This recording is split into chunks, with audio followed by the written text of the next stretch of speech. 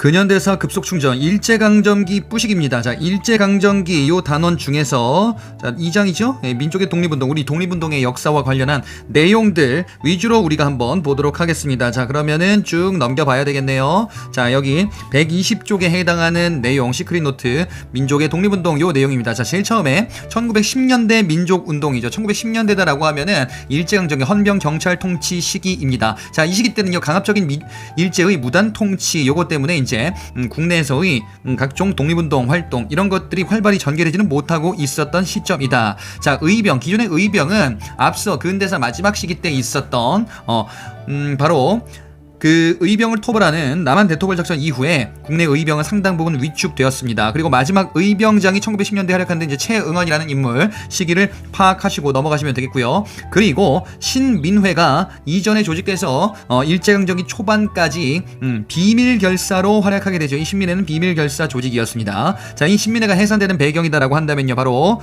백오인 사건이었습니다. 자, 신민회 백오인 사건을 요것을 계기로 하여 해산되는데요. 요게 바로 이제 초대 총독, 데라우치 총독 암살 미수 조작 사건이다 라고 볼 수 있겠다. 자, 그리고 국내에 있었던 각종 비밀 결사 조직으로서 호남 지방에 있었던 독립의군부가 비밀 결사 조직으로 있었네요. 자, 이 독립의군부는요 고종의 밀지를 받았었던 단체로 임병찬이 조직하는데요. 임병찬은 스승인 이제 최익현이지요. 그래서 이제 의병 활동을 잇겠다라는 이런 모습으로 이제 전개가 됩니다. 자, 이 독립의군부는요 고종의 밀지를 받아서 무엇을 표방했냐? 기존에 있었던 황제 중심의 국가를 회복하자. 이거 뭐라고 하죠? 복벽주의다 라고 이야기를 하죠. 복벽주의를 표방했었던 이 단체가 1910년대 비밀결사 독립의군부였었다. 그리고 요거 놓치기 쉬운데요, 국권 반환 요구서를 작성하기도 했었던 단체입니다. 자, 그리고 1910년대 요것 또한 많이 나오게 되는데 대구 지방을 중심으로 대구 지역도 보셔야 되는데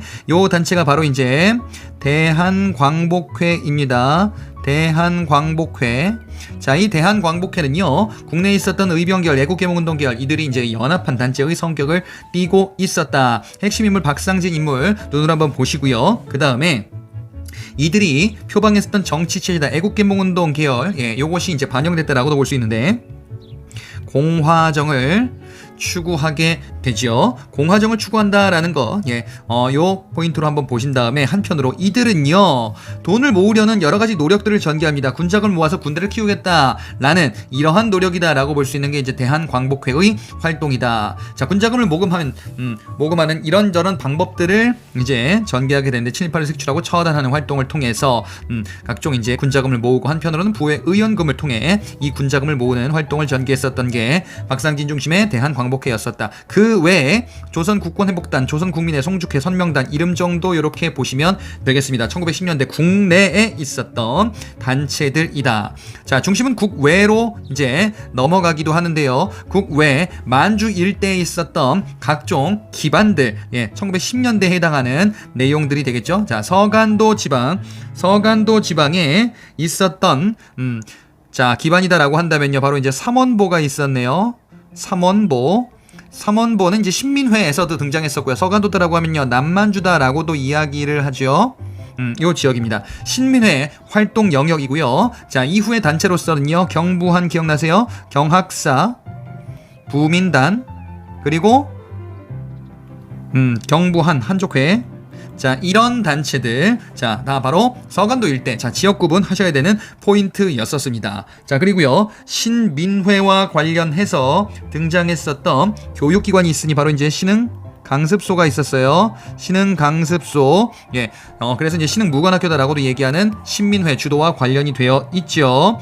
그리고 이제 서로군정서 이름 정도 보시고요. 바로 이제 서간도 일대다 지역을 파악하시면 되겠습니다. 북간도 일대의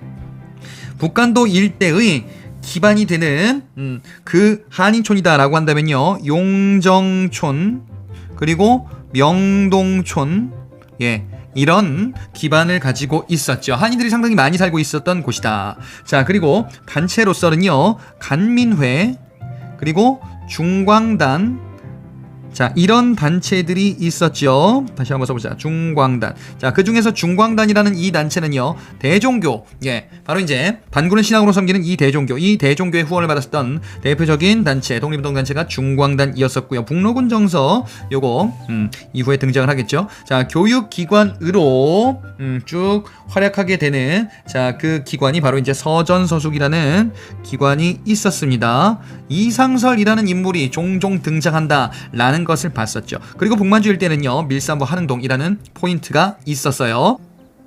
또 다른 지역을 보겠습니다. 이번엔 이제 연해주 지방이죠. 연해주 지방은 이제 블라디보스토크다. 자, 이렇게 이야기를 하기도 하는 지역이죠. 주로 이제 블라디보스토크 지역을 중심으로, 예, 전개가 된다. 자, 기반이다라고 한다면요, 여기 신한촌 있었습니다. 신한촌. 그리고 이제 놓치기 쉬운 것 중에 하나가 13도 의군이라는 것도 있었는데, 기존에 이제 국내에 있었던 의병 계열들 이쪽으로 일부 이제 정착하기도 했었구나라고 보시면 되겠습니다. 자, 그리고 단체로서는요, 이 지역에 성명회, 그리고 권업회, 예, 이런 단체들이 연해주 지방이죠. 권업회. 자, 이런 연해주 지방의 독립운동 단체들 역시 만들어지면서 가장 중요한 건 요거였었습니다. 바로 뭐였었냐? 망명정부의 성격을 띠고 있는 대한광복군 정부. 대한광복군 정부는요, 조금 확대해야겠다. 자, 이상설이 대통령이다. 이상설의 행적으로서 이야기되는 이런 조직이 대한광복군 정부였었습니다. 자, 그리고 연해주 지방에 러시아죠. 전로한족 중앙총회, 이런 조직이 만들어지기도 하고요. 3.1운동 이후에 대한국민의회, 그래서 이제 이상설은요, 3.1운동 이전에 죽게 됩니다. 그래서 3.1운동 이후 시기와 관련한 내용, 예, 여기서는 등장하지 않는다라는 거 여러분들 문제에서 확인할 수 있었을 겁니다. 자, 그리고요, 1937년 소련의 스탈린의 강제 이주 정책으로 피해를 보기도 했었던 지역이 바로 이제 연해주 일대다. 예, 요건 이제 중일 전쟁과 관련이 있다라고 이제 시점을 잡아두시면 된다 그랬죠. 지역 구분 요렇게 좀 하시기 바랍니다. 자, 중국 지역이다. 중국은 동제사 대동보국단 신한혁명당이라는 단체도 있었다. 눈으로 한번 보시고, 그 다음에 가장 중요한 거 이거 있었죠. 신한청년당. 예, 신한청년당의 김규식을 파리강호의 대표에 파견하는 요 내용이 3.1운동 관련해서 등장을 할 것이다. 그리고 일본의 조선청년독립단이라는 단체도 있고요. 그리고 미주 지방의 단체로서 대한인국민회가 있었습니다. 대한인국민회. 미주 지방에 있었던 대표적인 단체입니다. 안창호, 박용만, 이승만 이런 인물들 있었구나. 한편으로요, 박용만 이 사람이 이제 하와이 지역에다 만들었었던 대조선 국민군단, 군대, 예, 우리도 군으로 참여하자라는 이런 목표를 가지고 활동을 했었습니다. 그리고 안창호 흥사단, 미주 지역의 단체로서 보시고 넘어가셔야 됩니다. 자, 1910년대 이런저런 독립운동 단체들이 있었다. 자, 그래서 지역 구분 한번 간단히 확인해 보시고 3.1운동 한번 보자. 3.1운동은 1910년대 말에 벌어지게 되는데요. 자, 그 배경이다라고 한다면요, 1차 세계대전이 끝나고 1차 세계대전이 끝나면서 이제 등장하는 회의가 파리 강화회의였었습니다. 그리고 여기에서 이제 등장했었던 국제 원칙이다라고 한다면요, 바로 민족 자결주의, 민족의 운명 스스로 결정하도록 하자. 그래서 이제 많은 신생 독립국가 출연할 수 있겠구나. 우리도 여기다가 이제 호소를 하자라는 거죠. 신한청년당 상하이 지방, 예, 중국 상하이 지방에 있었던 단체 앞서 봤었죠. 자, 김규식을 대표로 파견하게 되는구나. 그리고 한편으로는요, 우리 민족의 이제 독립 선언들이 각각 나오게 되는데, 대동단결 선언 요거 이제 기억나세요? 이거 뭐 삼보 어쩌고 하는 거 있었잖아요. 영토 인민 주권 이런 것들, 이것은 이제 국민이다. 주인은 국민이다. 국민 주권을 명시했었던, 자, 이런 선언이 있었고, 그리고 일본에서 학생단체 이런 단체들을 중심으로 하여 발표됐었던 28 독립선언이라는 게 있었죠. 자, 지금 뭐 하고 있는 거냐? 3.1운동의 배경에 대해서 얘기를 하고 있는 겁니다. 결정적으로서는요, 고종이 죽네요. 고종이 급작스레 서거하면서 이거 독설된 거 아니냐라는 이런 썰이 유포되는구나. 그래서 이제 국내에서도 뭔가를 해야 되겠다. 민족대표 33인. 자, 민족대표 33인은 이제 종교계, 천도교를 중심으로 이제 여러 종교들이 이제 참여하기도 했었던 거죠. 고종의 인산일을 계기로 하여 우리가 뭔가를 하자. 원래는 탑골공원에서 하려고 했는데 태화관으로 갔었죠. 그래서 이제 발표하게 됩니다. 바로 기미 독립선언문. 기미 독립선언문을 발표하게 되죠. 하지만 이들은 자진 체포되더라. 그리고요, 자발적인 시위로 비폭력 운동으로 전개됐었던, 자, 이런 모습은 탑골공원을 중심으로 전개되네요. 탑골원을 중심으로 이제 3.1운동이 전개되면서 이제 각 지역으로 확대되는데, 근데 말이죠, 기존의 비폭력 노선이 이제 이렇게 무력 폭력 투쟁으로 발전하기도 하는구나. 농촌으로 확대되면서 농촌에 불만들이 여기서 폭발하기도 했었다. 안 그래도 그럴 수밖에 없었던 것이 1910년대 무단 통치기 때 토지 조사 사업으로 농민들이 토지를 뺏기기도 했었다라고도 봤었어요. 자, 이렇게 국내에서 확대되면서 한편으로는요, 국외 지역으로도 확대되는 거 눈으로 한번은 보고 넘어가시기 바랍니다. 자, 일제는 상당히 무자비한 탄압을 이어가는구나. 자, 그래서 이제 군대를 동원하면서 이제 헌병 경찰 통치 무단 통치기니까 이를 진압하는 모습도 나오게 되고요. 제한리 학살 유관순 순국, 이거 역시 이제 3.1운동과 관련해서 등장하는 개념들이었습니다. 자, 3.1운동의 결과를 한번 보자. 일제 식민 통치 방식은요, 헌병 경찰 통치, 즉 무단 통치에서 이제 바뀌게 되죠. 어떻게요? 문화 통치로 바뀌게 된다. 문화 통치는 뭐였었냐? 이는 친일파를 양성하는 민족 분열 통치의 성격을 띠고 있었죠. 3.1운동의 결과, 우리가 이제 어떤 중앙 조직 같은 걸 만들어야 된다. 지휘부를 만들어야 된다. 그래서 이제 대한민국 임시정부, 자, 대한민국 임시정부를 수립하는 배경으로 작용하게 되는구나. 그리고요, 다른 민족운동에 영향을 주기도 하면서 한편으로는요, 무장단체 출현. 예. 그래서 요거 기출 오답에서 가끔 등장한다라고 여러분도 문제 풀었으면 봤을 겁니다. 천마선대 보합당 9월선대 이런 것들 다 3.1운동의 결과 출연했었던 무장단체들입니다. 자, 그래서 3.1운동의 결과 이 독립군운동이 활발하게 되는 계기로 작용하기도 했었구나. 자, 가장 중요한 결과다라고 한다면요, 대한민국 임시정부 수립. 자, 이와 관련한 내용이죠. 자, 상하이의 대한민국 임시정부뿐 아니라 여러 단체들이 만들어지는데요. 자, 일단 연해주 지방을 중심으로 하여 만들어졌었던 거 대한국민의회이지요. 대한국민의회는 구분하셔야 돼요. 앞서 봤었던 대한광복군정부 요거 있었어요. 이상설 대통령 그거 아닙니다. 자, 요거는 이상설이 없습니다. 여기는요. 자, 그래서 이제 3.1운동 결과 연해주 지방의 블라디보스토크에 만들어지고요. 그 다음에 상하이 일대에 만들어졌던 거 바로 이제 우리가 중심으로 보는 대한민국 임시정부를 얘기하는 거죠. 자, 애초에 이승만이 국무총리였다가 이제 대통령직을 이후에 신설하는 거예요. 그리고 서울의 한성정부 서울에 만들었다. 자, 그래서 요렇게 지금 세 가지를 만들게 될 건데요. 요걸 이제 통합시키게 되는 거죠. 대한민국 임시정부로. 그럼 지역이 어디입니까? 상하이가 되겠지요. 자, 다 지금 3.1운동 이후에 해당하는 내용이다. 자, 이 상하이의 대한민국 임시정부는 상하이에 두었었던 이유는 이런저런 유리한 조건이 있었기 때문에 외교활동하겠다, 일제한테 괴롭힘 당하지 않겠다라는 이런 자, 당시에 목적이 있었구나. 그리고요, 대한민국 임시정부는요, 민주공화제 정부입니다. 그리고 대통령제다. 입법부로서 두었었던 게 바로 임시의정원. 임시의정원은 대한민국 임시정부를 설명하는 키워드 중에 하나입니다. 국무원, 법원 이런 거 다 있다. 삼권 분립이구나. 자, 그리고 초대 대통령으로서요, 이승만을 대통령에 이제 추대하게 되지요. 국무총리 이동희였었습니다. 자, 그래서 사람들 구분해 주시고요.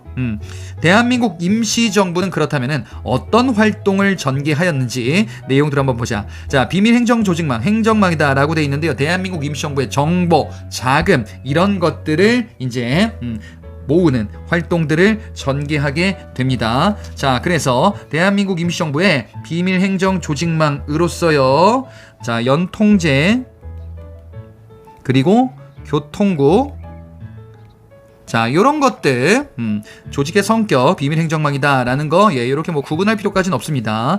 그리고 독립운동 자금을 마련하기 위해서 애국공채, 요거 다른 말로 이제 이렇게도 얘기 나와요. 독립공채다라고도 이야기를 합니다. 그리고 이륙양행, 부산의 백산상해 이런 것들이 이제 대한민국 임시정부의 활동으로 보시면 되겠다. 그리고 이제 외교활동의 초기에 상당히 주력했다라고 봤었는데요. 이승만, 미국에서 활동을 하는 인물이죠. 이승만의 이제 활동으로서 구미위원부 대한민국 임시정부 초기의 활약 중에 하나구나. 그리고 김규식 파리강회에 참석했었던 거 대한민국 임시정부의 활동이자 그 앞서 봤었던 신한청년당의 활동이기도 했었다 라고도 봤었습니다. 군사활동은 상대적으로 조금은 미비했었다 라고 봤었죠. 자, 만주의 직할부대 이런 것들이 있는데요. 요런 것들은요, 이후에 등장하는 한국광복군이랑 조금 다른 겁니다. 이건 대한민국 임시정부 초기의 내용으로서 눈으로 한번 보시고요. 육군주만 참의부는 여러분 알고 있는 참정신할 때 그 참의부 해당하는 내용입니다. 그래서 만주에 있었던 군대와 연락을 하고 있었던 것들이 일부 있었다. 하지만 제약이 있기 때문에 미비했었구나. 문화활동으로 요거 놓치면 안 됩니다. 독립신문을 간행합니다. 독립신문은 앞서 서치필 독립신문이랑 요거랑 이름만 같은 것이다라고 봤었습니다. 그 다음에 요것도 사료편찬소다. 기록을 한 거죠. 각종 이제 투쟁 기록들을 정리했었던 대한민국 임시정부가 여러 가지 내용들을 정리하는 이런 각종 활동을 전개했었구나. 다 이게 3.1운동의 결과다라고 볼 수가 있겠습니다. 자, 그러면 이제 3.1운동 이후다라고 하면은 1920년대 국내 민족운동은 어떤지 국내외의 활동들을 중심으로 한번 살펴보도록 하겠습니다. 1920년대는요, 일제 문화통치 시기입니다. 문화통치는 일제 민족 분열 통치다 라고도 이야기를 하기도 하죠. 자, 1920년대 국내의 활동이다라고 한다면, 자, 일단 민족주의 계열이 주도했었던 실력 양성 운동이 있었다. 실력 양성 운동 1920년대 전반부에 해당한다라고 시점을 잡아두시면 되겠습니다. 자, 실력 양성 운동은 뭔데요? 요 기원이다라고 한다면 기존에 있었던 애국계몽 운동이지요. 애국계몽 운동은 어디서 왔는데요? 이거는 개화사상에서 왔었죠. 그래서 우리의 실력을 키우자라는 이러한 운동이었었다. 자, 1920년대 접어들면서 회사령을 어떻게 해요? 철폐하죠. 회사령을 철폐하는 거예요. 자, 기존에는요, 1910년대 회사령을 제정하고 회사 설립의 통제를 완화한다. 회사령 철폐는 관세령 철폐와 추구하는 목적이 같다라고도 봤었습니다. 그러자 일본의 자본이 국내로 많이 진출하게 되고요. 우리 것을 써야 된다. 우리의 실력, 우리의 돈이 필요하다. 그래서 우리의 국산품을 쓰자라는 바로 물산장려 운동을 전개하게 됩니다. 자, 물산장려 운동은 평양을 중심으로 전개하게 되지요. 조만식, 평양의 조만식 지역 체크하셔야 되겠습니다. 그리고 조선 물산장려회, 자작회, 토사내용 부인회 이런 것들 다 물산장려 운동과 관련한 단체입니다. 우리 것을 쓰자라는 구호들 이런 것들 사료에 나오면은 헷갈릴 이유가 전혀 없죠. 자, 결과적으로는요 어떻게 됩니까? 이 운동은요 여러 가지 비판을 받기도 했었다. 자, 대표적으로 이제 사회주의 당시에 1920년대 확산되고 있었던 사회주의자들이 이를 비판하기도 했었구나 라는 겁니다. 이게 물산장려 운동이었었고요. 이거 말고요, 또 실력을 키워야 되는데 우리가 교육을 받아야 된다, 대학 교육이 필요하다 라고 하여 우리가 설립하자라는 밀립대학 설립운동, 요런 게 1920년대 전반기에 있었구나. 어떻게 합니까? 모금 운동하는 거죠. 그래서 1점 이런 식 걷자라는 이러한 운동, 인물 이상재라는 인물을 소개해드리기도 했었습니다. 자, 하지만 밀립대학 설립운동은 실패로 끝나게 되고요. 일제는요 경성제국대학을 1920년대 수립하는 이런 모습이죠. 우리의 밀립대학 설립운동은 성과를 거두지 못했구나. 그리고 그 외에 요건 시기가 조금 뒤에 있다라는 것을 말씀드렸습니다. 언론사들이 전개했던 조선일보의 조선일보 문자 보급 운동, 그 다음에 동아일보의 부나로드 운동, 부나로드 운동이 요렇게 생겨가고 민중 속으로 가서 이제 이들을 깨우치자라는 운동이기도 했었죠. 자, 그리고 이런 실력 양성 운동이 큰 성과를 거두지 못하고 한계에 부닥치자 우리는 일제가 허용하는 범위 내에서만 활동해야 된다라는 이광수의 민족적 경륜, 요건 이제 동아일보에 게재된 글이었었다라고도 말씀을 드렸습니다. 자, 이 민족적 경륜은요, 일제 지배에 협조하자라는 거죠. 자치론. 일제 지배에 협조하고 우리 일제 지배 받는 것을 인정하고 그리고 자치권이라도 얻어내자라는 주장이었습니다. 일제 지배를 인정하자. 타협적 민족주의다. 반대는 뭡니까? 대립하는 거는 일제 지배에 타협할 수 없다. 비타협적 민족주의죠. 자, 타협적 민족주의는 이제 친일 노선으로 갈아타겠구나. 자치론, 타협적 민족주의, 민족 개량운동, 자, 요렇게 각각 부르기도 한다라고 보시면 되겠습니다. 자, 그리고요, 쟁의 활동도 있었구나. 쟁의 활동은 이후에 이제 사회주의와 결합할 것이다 라고도 봤었습니다. 자, 어쨌든 1920년대는 사회주의가 많이 확산되는 시기인데요, 쟁의 활동은 이와 무슨 관계가 있는지 한번 보자. 소작쟁이다라는 것은 소작농들의 생존권 투쟁이었습니다. 생존권을 인하해 주세요. 생존권이 아니죠. 소작료를 인하해 주세요 라는 이러한 요구들, 그래서 생존권을 보장해 달라라는 거죠. 대표적인 사건이 1920년대 전반기에 있었던 암태도 소작쟁의였었습니다. 암태도 소작쟁의. 자, 이는요 생존권 인하를 요구하는 투쟁이었었다. 그 다음에 노동쟁이도 있었습니다. 노동쟁이 대표적인 사건. 노동쟁이는 노동조건의 개선을 요구한다. 이 사건은요 이제 조선인 노동자가 일본인한테 이제 투투로 맞으면서 이제 노동자들의 권리를 보장해다 라는 이런 요구들로 이어지게 되는데요. 대표적인 사건 이게 바로 이제 원산 노동자 총파업. 요거는 20년대 말이지요. 20년대 말입니다.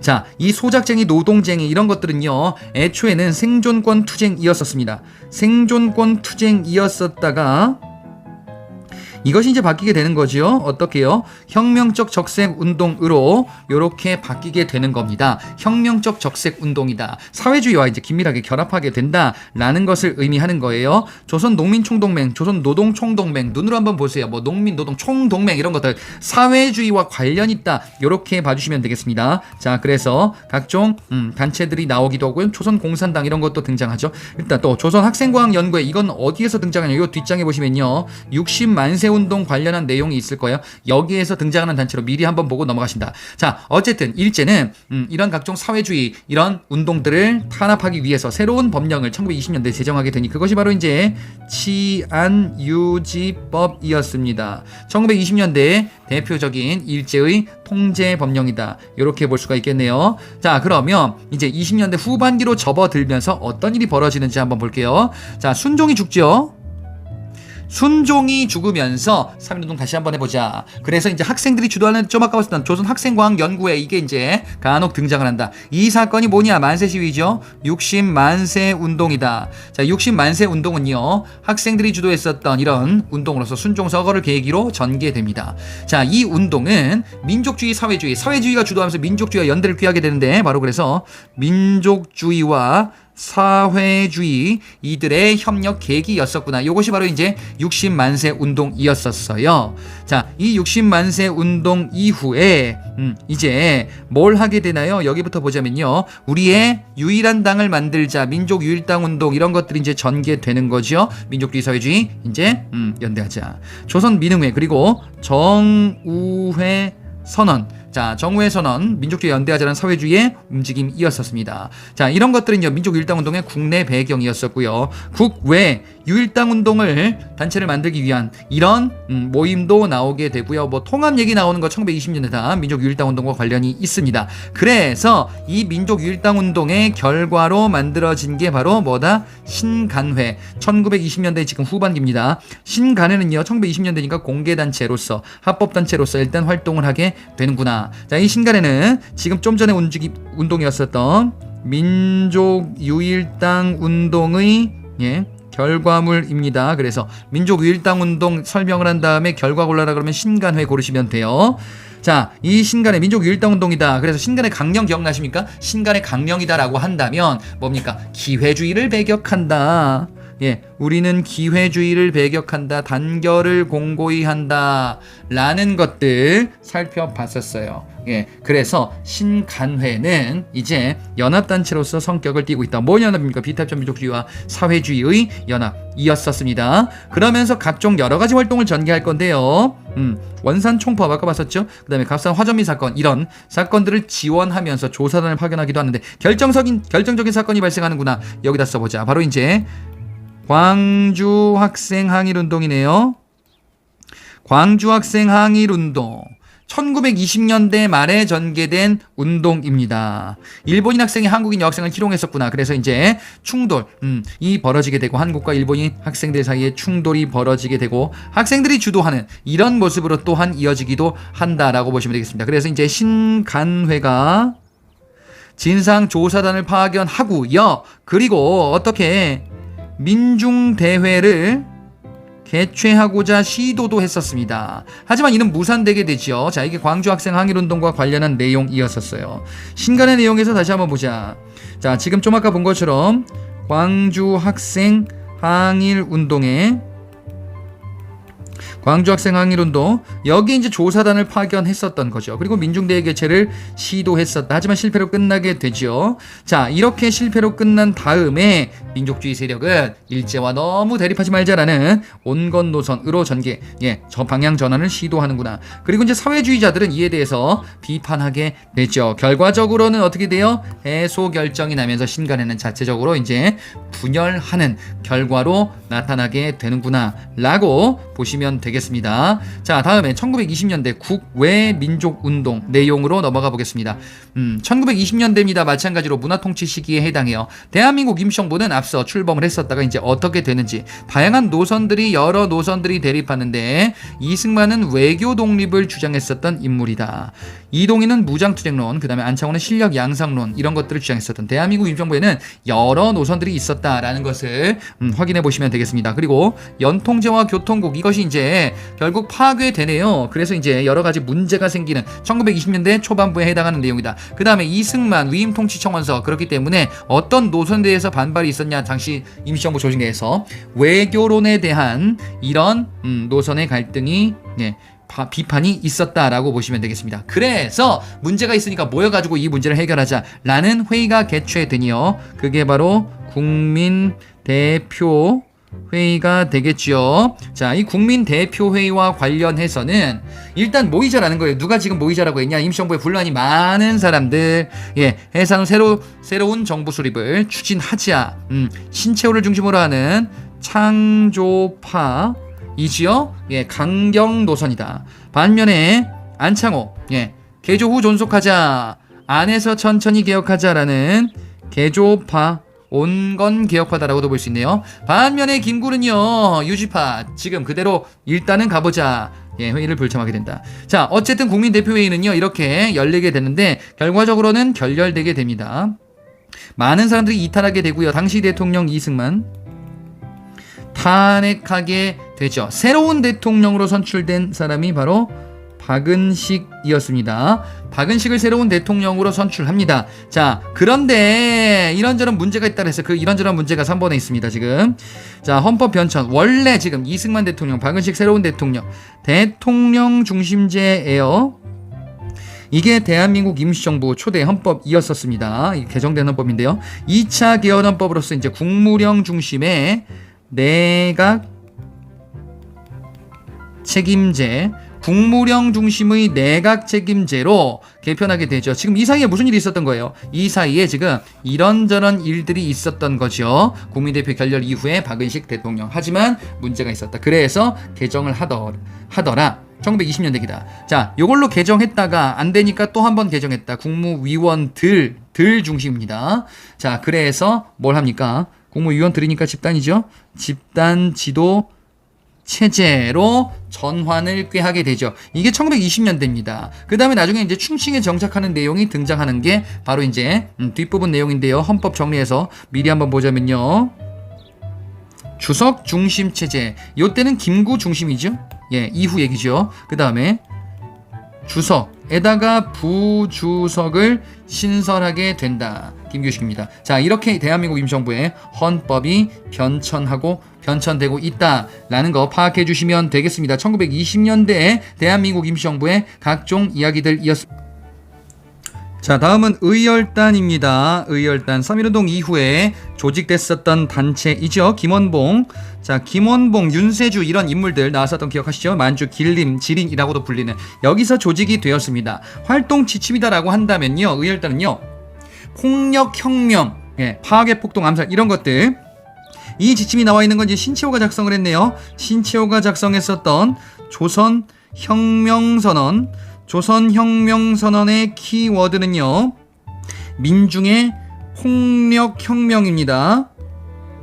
자, 이를 추구했었던 게 이제 의열단이다라고도 볼 수 있겠네요. 자, 그래서 이제 이런 폭력혁명을 추진하게 되는구나, 투쟁을 추진하는구나. 의열단은 무정부주의를 표방했었죠. 요거 이제 영어 표현으로 아나키즘이다라고도 이야기를 했었습니다. 자, 그러면서 이제 여기 있네요. 민중의 폭력혁명, 요것을 유도하고자 했었던 게 이제 의열단이었습니다. 자, 이 의열단은 이런 단체, 정의를 여러분들 뭐 그 사료에서 정의를 맹렬하게 이제 한다라는 게 이제 의열단입니다. 자, 그러면 이 의열단과 관련해서 등장하는 인물들 하나 둘씩 보도록 하자. 첫 번째, 부산경찰서에서 폭탄을 투척했었던 박재혁이 있습니다. 자, 그리고 밀양경찰서의 최수봉, 이런 인물들, 그리고 이제 조선 총독부에 폭탄을 던졌었던 인물인데요. 김익상 있습니다. 조선 총독부에 폭탄을 던지고, 그리고 황포탄 의거도 같이 했었죠.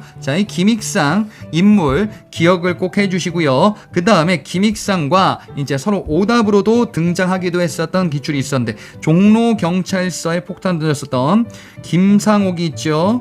김상옥.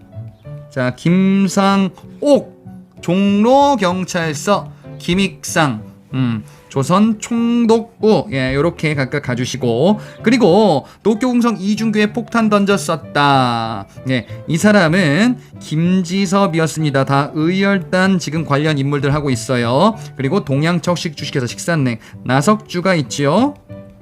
의열단 관련해서 등장하는 인물로 알아두시면 되겠다. 자, 이런 활동들을 전개하는데 이거 안 되겠다 이거지. 뭐가 이 의열단의 활동을 보니까 개별 투쟁으로는 한계가 있다. 그래서 우리는 군사 조직을 만드는 이런 준비를 해야겠다. 그래서 이제 학교에 입학하게 되네요. 황포군관학교. 예, 여기에 이제 입학하게 되고, 이게 20년대고 그 다음에 30년대 요렇게 각각 이어지는구나. 의열단의 활동으로 학교를 설립해서 이제 이후에 30년대 뭐 합니까? 군사 조직 만드는 이러한 준비를 쭉 하게 되지요. 그리고 이제 주로 오답으로 등장하시는 분들이 이제 강우교, 조명하, 예, 박열, 이런 분들, 예, 눈으로 한번 확인해 보시면 되겠다. 이들은요, 의열단에서 활동했었던 사람들은 아닙니다. 자, 20년대 얘기들을 중심으로 지금 보고 있습니다. 20년대 마지막 만주에서 이제 무장 독립전쟁, 그럼 독립군 얘기죠. 자, 독립군의 최초의 승리다라고 할 수 있는 거는요, 홍범도의 대한 독립군 이 주축이 됐었죠. 이 홍범도는요, 기존에 있었던 정미의병 때 활약했었던, 예, 한반도 북부 지방을 중심으로 활동했었던 이런 의병, 평민 의병 출신이기도 했었습니다. 홍범도의 대한독립군을 중심으로 이제 전개됐었던 최초의 승리다. 바로 이제 봉오동 전투였었죠. 여기서는요, 순서를 잘 보셔야 된다라고 말씀드렸습니다. 그 다음에 안무와 최진동이라는 인물들은 이름 정도 보시면 되겠고요. 그러자 일제가 파병의 구실로 삼은 훈춘 사건을 일으키게 된다. 예, 파병을 위한 이런 자작극을 벌이게 됐었구나. 그래서 많은 파병이 만주 일대에 이루어지게 되고요. 일본군 독립군을 잡겠다라고 했는데 우리가 이제 크게 격파하게 되죠. 김좌진의 북로군정서, 홍범도의 대한독립군 등등이 연합했었던 백운평, 완루구, 천수평, 어랑촌, 예, 백운평, 어랑촌 등등의 전투에서 승리를 거두었다. 이게 뭔가요? 바로 이제 청산리 대첩이었었습니다. 청산리 대첩에서 승리를 거두면서 가장 큰 대승을 거두게 되었구나. 그러자 일제가 보복하는 이런 조치를 일으키게 되니 1920년 경신일에서 경신참변이다 라고도 하는 간도참변이 되네요. 자, 간도참변이 벌어지게 된 거는 이런 전투에 대한 일제의 보복이었었다 라고 볼 수 있네. 그래서 독립군은요, 북만주 밀산부로 이동했다가 새로운 군사 조직 만들죠. 대한독립군단을 조직을 했었는데, 모여서 다시금 뭔가를 하려고 했는데, 근데 이제 러시아 땅으로 넘어가는구나, 러시아 자유시로 넘어가는구나, 그랬다가 이제 피해를 겪었다. 당시 러시아 적세군에게 피해를 받았었던 자유시 참변이 있었네요. 자유시 참변을 겪었었네요, 독립군이. 예, 러시아 적세군의 공격이 있었구나. 그래서 이제 돌아왔네요. 돌아와서 이제 만들었었던 게 이제 3부였었다. 3부의 형성을 중심으로 살펴봤었죠. 자, 뭐가 있었나요? 참정신 기억나시죠? 참의부, 정의부, 그리고 신민부. 요거는 위치도 한번 보자. 예, 이렇게 돼 있죠. 참정신, 참의부, 정의부, 신민부, 요렇게 위치 눈으로 한번 확인해 주시기 바랍니다. 자, 이 중에서 참의부는 대한민국 임시정부 직할로서 육군주만 참의부다라고도 이야기를 했었던 그 기관인 거 알고 계시죠? 3부가 형성됐는데, 근데 일제가 우리 독립군을 타도하기 위해서 이제 만주, 중국 군벌 세력과 연합을 하는 협정을 맺게 되었구나. 이게 바로 이제 미스야 협정 협정이었습니다. 자, 지금 요 시기는요, 1920년대 요걸 이제 중반으로 보는 거예요. 이제 전반기, 그 다음에 후반기 이렇게 보시면 되겠습니다. 미스야 협정을 체결, 일제가 있네요. 그래서 이제 우리가 위태로워지고 삼부를 바꾸게 된다.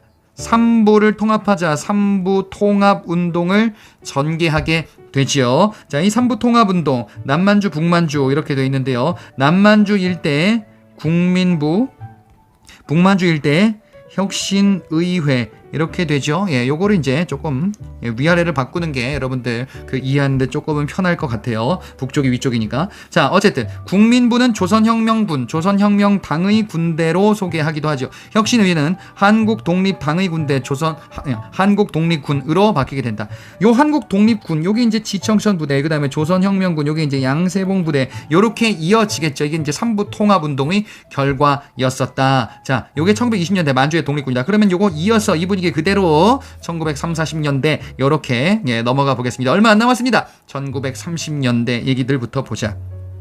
자, 지금 얘기가 이제 1930년대 만주 독립군 한중연합작전 전개하는 건데요. 1930년대 전반기에 해당하죠. 자, 1930년대에는 만주사변 만주국술이, 그래서 일제가 만주로 진출을 하는구나. 그래서 우리와 중국이 연합하겠다. 앞서 봤었던 북만주의 혁신의회의 후신격인 단체 한국독립단, 그 군사조직인 한국독립군입니다. 한국독립군을 이끌었었던 사람은 지청천이에요. 자, 이 지청천은요, 중국에, 이거 기억나세요? 이거 뭐 철도를 경비한다 이런 거 있었는데 중국 호로군입니다. 철도 경비 키워드 나오면은 요거예요, 중국에. 자, 이들과 연대했었다. 지청천 인물로도 물어볼 수 있습니다. 쌍성보 대정제련 전투 필수, 사도하자 전투까지 등등등 이런 것들 다 지청천의 한국독립군의 활약이더라. 자, 그 다음에 남만주에 누가 있습니까? 양세봉이 있죠. 양세봉, 남만주의 양세봉은요, 기존의 국민부의 후신격인 단체 조선혁명당이 있었고, 이 군사 조직이 바로 이제 조선혁명군이었습니다. 자, 양세봉의 조선혁명군, 지청천의 한국독립군과 이거 비교해서 이제 많이 물어보는 거, 여러분들 문제에서 많이 보셨을 겁니다. 중국의 호로군이 아니고 여기는 중국의 의용군이었습니다. 이것도 비교하셔야 되겠지요. 그리고 영릉과 흥경성 전투, 앞서 쌍성보 대전제랑 사도하자 전투 등과 비교하셔야 되겠다. 자, 북만주 지청천은요, 이제 이후에 중국 관내로 이동하고요. 나중에 이제 한국광복군 총사령관이 되시는 분이죠. 양세봉은 얼마 지나지 않아 살해당할 것이다. 자, 그 다음에 만주 일대에서 사회주의 항일 유격투쟁이 벌어지기도 했었는데, 이런저런 거 눈으로 한번 보시고, 동북항일연군, 조국광복회 이런 거 있었죠. 국내로 침투했었던 보천보 전투, 이거 뭐 김일성 내용으로도 소개해드렸었던 그 사건입니다. 요거는 이제 오답으로 몇 번 나온 거 눈으로 한번 확인해 보시면 되겠습니다. 자, 그 다음에 기존의 의열단은 어떻게 되었는가? 의열단은 조직의 규모를 키우자라는 게 목표였었단 말이죠. 그래서 뭐 하자? 이제 군사조직 만들자라는 이런 움직임으로 이어지게 되죠. 자, 첫 번째 나오는 대일조선 통일동맹은 눈으로 한번 보시고, 그리고 이제 1930년대 중반에 통합단체 만들게 되는 거 기억나십니까? 민족혁명당이 있었어요. 김원봉 의열단 중심의 1930년대 중반 통합단체입니다. 조수왕 지청천 이런 인물들 있었다가 이제 이들이 이제 이탈하게 된다라는 거 보셨을 거예요. 자, 이게 이제 의열단이고요. 그 의열단 중심의 민족혁명당이고요. 여기에는 중요한 것 중에 하나가 김구는 참여하지 않았다. 김구는 독자 노선. 30년대 중반의 얘기예요. 30년대 중반, 그 다음에 이제 후반, 그 다음에 40년대 이렇게 넘어가고 있잖아요. 30년대 중반에는요, 중요한 주제가 김원봉 의열단 중심의 통합인데 김구는 참여하지 않았더라. 그리고 의열단, 그 의열단 여기 이제 김원봉을 써야겠네요. 이걸 다시 지우고 그러면 써보자. 의열단 김원봉입니다.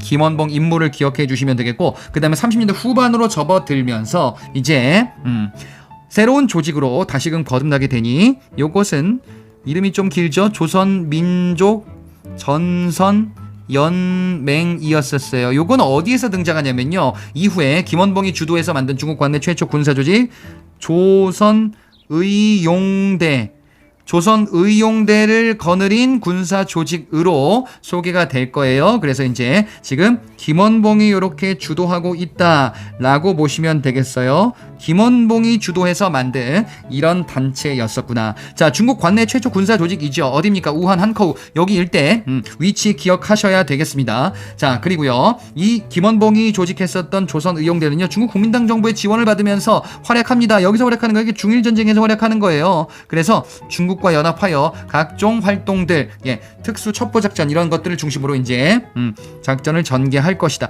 그런데 이들이 이제 40년대 접어들면서 이제 결국에는 변화되게 된다. 여기부터 이제 40년대네요. 40년대 이렇게 쭉 넘어가는데 사회주의 계열을 중심으로 하는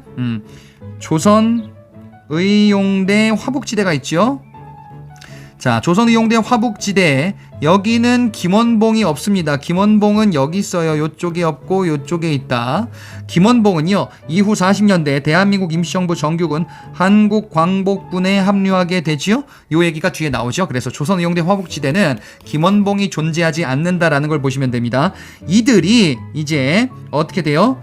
요쪽 주력으로 가는 거죠. 조선 독립동맹은 예난지방 화북지역이에요. 예난지방에 만들어진 사회주의자들 단체인데 군사 조직으로서 조선의용군을 거느리게 되는데요. 조선의용군의 주체가 조선의용대 화북지대다. 여기는 김원봉이 없습니다. 김원봉은 예난 쪽으로 가지 않아요. 김원봉은 어디 있는지를 계속 쫓아오셔야 됩니다. 어디로 가나요? 이제 대한민국 임시정부 쪽으로 가죠. 그럼 대한민국 임시정부는 어떤 활동을 전개했는지를 한번 보자. 한인회국단 활동이 이제 30년대 전반기에 해당하는 내용이다 라고도 볼 수가 있겠단 말이죠. 자, 한인회국단은요 대한민국 임시정부가 1920년대 너무 위축됐으니까, 그리고 만보산 사건 이런 걸로 인해서 중국 국민들에게 이제 많은 이런 좀 그 반한 감정 이런 것들이 좀 고조되고 있었던 이런 시점이니까 대한민국 임시정부를 키워야겠다라는 목적으로 조직한 거죠. 김구가 조직하네요. 김구가 어디서 조직합니까? 상하이. 아직 이동하지 않았어요. 30년대 초다. 자, 상하이에 조직합니다. 자, 상하이에 조직해서 이제 한인회국단 활동을 통해서 폭탄 투척 활동을 전개하겠다. 대표적 인물 이봉창이 있었습니다. 이봉창 일본 국왕을 살해하려는 시도를 했었죠. 마차에다 폭탄 던진 거 기억하실 겁니다. 자, 이봉창의 활약이었습니다. 하지만 성공을 거두지는 못했다. 하지만 이 사건을 중국 정부, 중국 신문이 이제 보도하면서 안타깝게도 일본 왕 죽지 않았다 이렇게 보도하니까 일제가 이를 빌미로 이제 중국을 친다. 상하이 조계지를 치네요. 상하이 사변을 일으켰습니다. 그래서 상하이가 일본의 영향력 하에 들어가게 됩니다. 자, 그래서 어떻게 상하이 홍콩 공원에서 이제 일본이 전승 축하 기념식을 거행하죠. 여기서 윤봉길이 폭탄을 던지게 되는구나. 마찬가지로 한인회국단의 활동이었습니다. 자, 결과는 대성공. 그래서 결국에는 이를 보고서 중국 당시 정부 장제스 중국이 못한 일을 한국인 청년이 해줬다면서 이제 지원을 받아내는 이런 약속을 받아내게 됩니다. 30년대 전반기인데요. 하지만 자, 이 대한민국 임시정부가 이제 상하이를 떠나게 되겠죠. 상하이를 떠나서 뭐 이렇게 막 갈 건데 처음 시작이랑 끝에만 보시면 된다. 상하이에서 충칭이다. 근데 요 중간에 있었던 일이 있으니 1930년대 중반이에요. 자, 1930년대 중반에는 통합운동이 있었으니 그게 바로 뭐였습니까? 김원봉이 주도했었던 통합운동이 있었죠. 좀 아까 봤었던 앞장에서 봤었던 민족혁명당이 있었어요. 민족혁명당에 대항해서 김구는 독자 노선 가겠다. 여기에 참여하지 않겠다라는 거죠. 이 조직이 뭐였었냐? 한국국민당이었습니다. 김구가 조직한 한국국민당은요 독자 노선 정당이고요. 이를 바탕으로 이제 후반기로 가는 거예요. 30년대 후반기에 이제 어떤 연합단체 같은 거 만들어서 통합을 꾀하겠다. 여기는 지금 김구와 조수왕, 지청천 다 모였습니다. 그래서 이런 조직들이 통합단체로서 거듭나게 되니 한국독립당이고요. 당을 만들었습니다. 그리고 이제 충칭에 정착하게 될 거예요. 대한민국 임시정부가 충칭에 정착하는 스토리. 그리고 여러분들 요거 기출문제풀이에서 강조해드렸었는데 1940년대 대한민국 임시정부가 어떤 활동을 벌였는지 여기에서 이제 순서들을 보셔야 된다 그랬어요. 어떻게 하나 한번 볼까요? 자, 충칭에 정착합니다. 그러면서 앞서 당 있었네요. 그러면서 이제 군대 만들어져 조직정비다. 조직정비다. 뭐였습니까? 결국에는 이제 한국광복군이라는 대한민국 임시정부의 정규 군을 만들게 되면서 지청천을 총사령관으로 앉히게 되죠. 이렇게 해서 군을 만들었습니다. 군을 만들고 조직정비, 그래 조직을 정비했으니까 제도까지도 같이 가자. 그래 뭡니까 이제 헌법 개정 4차 개헌이죠. 개헌을 단행하게 되는구나. 그래서 김구를 주석에 선출하게 됩니다. 요게 가장 먼저 있었던 조치들이에요. 예, 그래서 이제 조직정비와 그리고 이제 개헌을 통해서 주석제입니다. 예, 이렇게 시스템을 정비하는 노력을 기울이게 되는구나. 그리고요, 대한민국 임시정부가 어디로 갈 건지 방향 얘기입니다. 자, 방향성 설정. 어디로 가나요? 대한민국 건국강령. 예, 대한민국 건국강령이죠. 건국강령은 조소왕의 삼균주의에 기초하고 있습니다. 삼균주의에 기초한다. 쓰리균이다. 균등하자. 정치의 균등, 경제의 균등, 교육의 균등이다. 그래서 민주공화제, 보통선거, 그 다음에 토지산업 교육화, 무상교육 다 삼균주의를 설명하는 키워드로 알아두시면 되겠습니다. 대한민국 임시정부가 추구하는 바는 이것이다 라고 이렇게 파악하시면 되겠습니다. 이랬었던 시점에서 뭐가 나오는 거냐, 이제 태평양 전쟁이 발발하게 되는 거예요. 태평양 전쟁이 발발하자 이제 대한민국 임시정부가 선전포고를 하게 되는 거죠. 대일선전포고, 일본과 싸우겠다. 우리는 연합국의 일원으로 참전하여 누구와 이제 누구와 싸우겠다라고 얘기하는 거냐? 바로 이제 추축국, 일본을 중심으로 하는, 그죠? 추축국과 싸우겠다라는 이런 선전포고를 하게 됩니다. 자, 이렇게 해서 일본과 싸우려고 했는데, 근데 문제가 뭐냐면요. 당시 이제 병력이 없네. 김원봉이 왔습니다. 와, 김원봉이 조선의용대입니다. 군이라고 하면 안 돼요. 조선의용군은 김원봉이 없어요. 조선의용대 일부를 이끌고 합류하게 되었습니다. 그래서 이렇게 합류하게 되면서 병력이 충원되는구나. 그리고 군사작전 어떤 거 합니까? 이제 본격적인 활동을 전개해야 되겠다. 예, 영국과 군사협정을 통해서 인도 미얀마 전선에서 활약하게 되죠. 이렇게 본격적인 활동으로 넘어가는구나. 그리고 최후의 일격을 준비하는데 요 과정에서 이제 조직정비 한 번 더 하게 되죠. 5차 개헌입니다. 자, 요렇게 갔다가 요렇게 가는 거예요. 그죠? 예, 김규식 부주석. 그리고 최후의 일격 해보자. 미국과 이제 계획을 하게 되니 국내 진공작전을 계획하게 되지요. 그래서 CIA 전신이 OSS 입격해가지고 이제 열심히 노력하고요. 국내 정진공 편성한다. 이게 바로 이제 한국 광복군이죠. 예. 하지만 일제가 결국에는 원자탄 맞고 생각보다 일찍 항복하는 바람에 이 작전은 시행되지 못한 채로 끝나게 되죠. 이게 1940년대 대한민국 임시정부 충칭과 관련한 내용들이었습니다.